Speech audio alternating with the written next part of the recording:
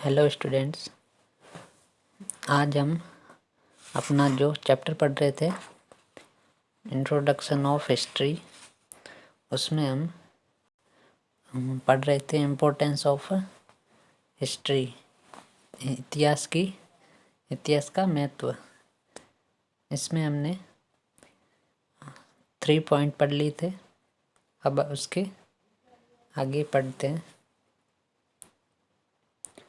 Fourth point है, history teaches us how harmful and destructive wars can be and how a small band of united people can defeat a much stronger enemy। इतिहास हमें सिखाता है कि कैसे एक हानिकारक और विनाशक युद्धों का सामना कर सकते हैं और कैसे एक लोगों का जो संगठन है वो एक मजबूत शत्रु को परास्त कर सकता है।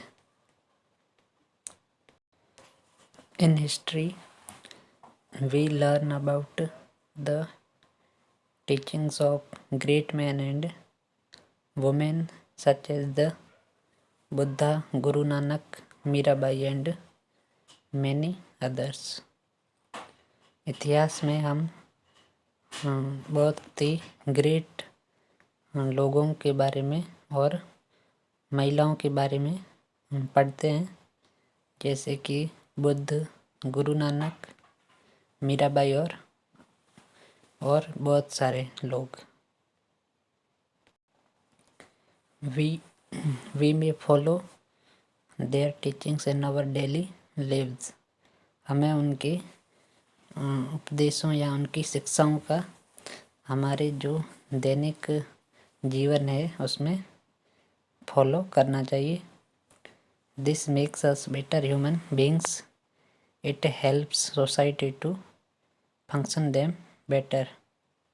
और यह एक अच्छा, उनकी शिक्षाएं जो है एक अच्छा मनुष्य बनने में मदद करती है और यह पूरे समाज को अच्छा कार्य करने के लिए मदद करती है। अगला टॉपिक है time frame in the study of history. इतिहास के अध्ययन में समय का चक्र। If something occurred thousands of years ago, we learn about it from the evidence which our ancestors have left behind। यदि पास्ट में हजारों साल पहले कोई घटनाएं जो घटी थी उसके जो एविडेंस थे, जो हमारे पूर्वज छोड़ के गए हैं, उन एविडेंस से हम बहुत कुछ जान सकते हैं पुरानी घटनाओं के बारे में। Historians and archaeologists analyze these evidence and reconstruct the past।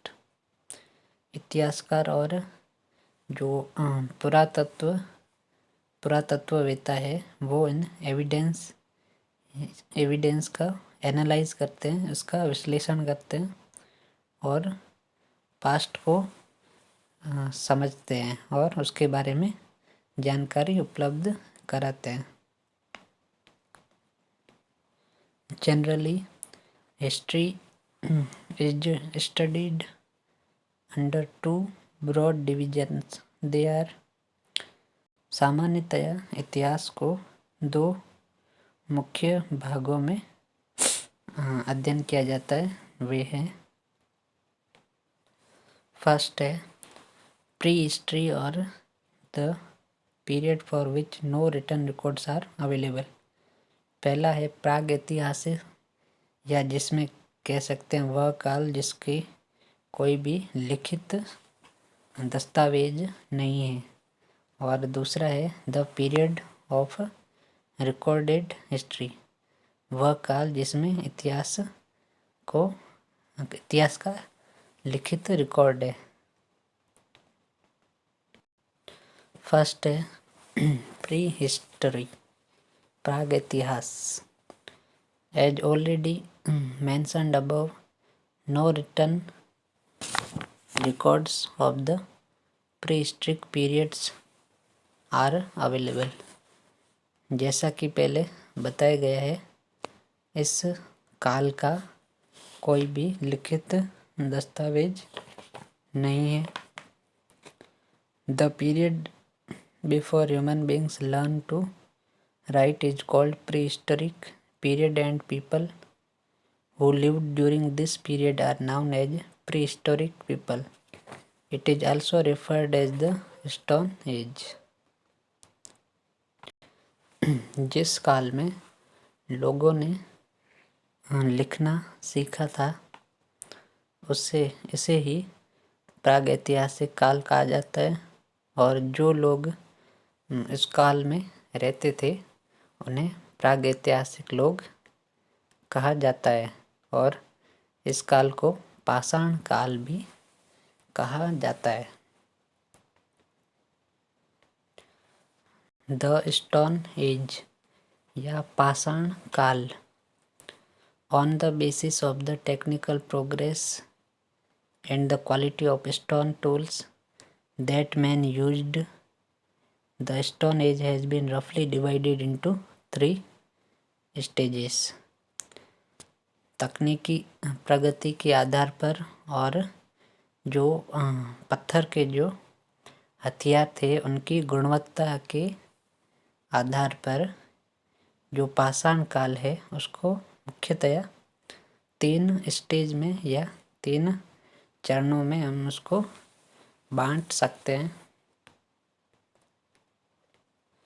इसका जो पहला स्टेज है वो है ओल्ड स्टोन एज और पीलियोलिथिक एज, 8700 BC टू 2000 BC। पुरा पाषाण काल। The period range between early times till about 12,000 years ago। यह जो काल था यह लगभग 12,000 साल पहले का काल था। During the old stone age man use some tools although he didn't make them। पुरा पाषाण काल के दौरान मनुष्य ने कुछ औजारों का इस्तेमाल किया। ये जो औजार थे वो पत्थर के बनाए जाते थे, और इन औजारों से मनुष्य अपनी रक्षा करता था जानवरों से। फिर सेकंड स्टेज है मिडल स्टोन एज और मेसोलिथिक एज, मध्य पाषाण काल, 10,000 BC to 8,000 BC। The middle stone age lasted for about 2,000 years। जो पूरा मध्य पाषाण काल है वो लगभग 2000 साल का रहा था, यानी 10,000 BC से 8,000 BC तक यह काल कुल 2000 ईयर्स तक रहा था। The tools used during the period were smaller, sharper and more efficient। इस काल के दौरान जो औजार इस्तेमाल किए गए थे वो छोटे और तीखे तथा बहुत ही प्रभावी थे। Besides stones, he also used animal bones and horns for making tools। पत्थरों के अलावा मनुष्य ने उस समय जानवरों की हड्डियों और सींगों के द्वारा भी औजार बनाए। Some of the tools use during this period are called microliths. कुछ औजार जिनका उपयोग इस काल में किया गया था उन्हें माइक्रोलिथ्स कहा जाता है। ओके बच्चों, आज की क्लास ओवर होती है और अगली क्लास में हम इसके आगे पढ़ेंगे न्यू स्टोन एज और ब्रॉन्ज एज, आयरन एज, बाकी जो भी बचा हुआ है।